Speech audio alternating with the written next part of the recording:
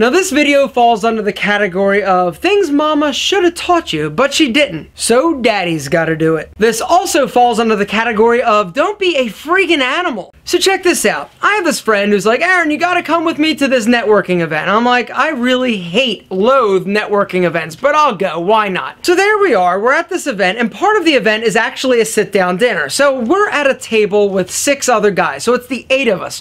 We're sitting there making casual conversation, and I find out that these guys at the table are some pretty legit fellas. For all intents purposes, they have their shit together. I was amongst some of the biggest power players in Atlanta. CEOs, entrepreneurs, business development people. It was amazing. I was having great conversation and really soaking it all in. Well, part of this event, they actually served this dinner, which was great because I was starving and I was getting the steak and I couldn't wait. And we're having casual conversations, having a glass of wine, whatever. It was great, right?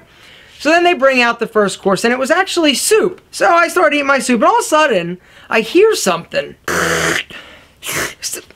I hear this slurping from across the table, and I look up, and the CEO of this Fortune 500 company is sitting there eating and slurping his soup, and I'm just, like, mortified.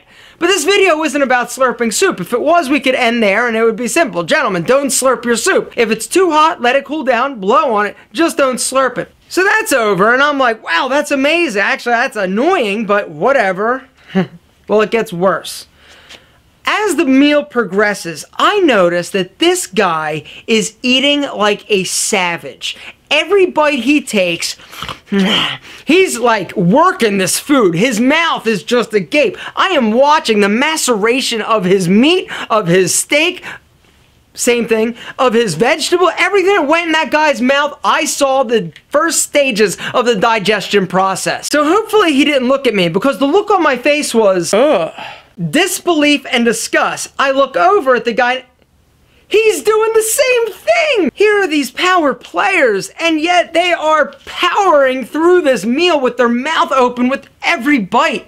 I was disgusted, A, baffled, B, baffled again, C, that nobody ever stopped them and say, hey, Jimmy, John, Mark, close your mouth, keep your lips shut.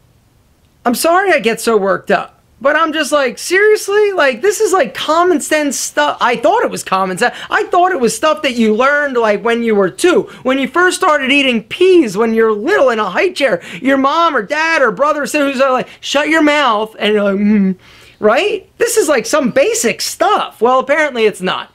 Gentlemen, here's the deal. When you eat, part of the eating etiquette that I would like to instill in you and just reinforce is eat and chew with your mouth shut. And if the workload in your mouth is too much and you have to open your mouth in order to get through whatever you're chewing, cut your food into smaller pieces and take smaller bites. Slow down.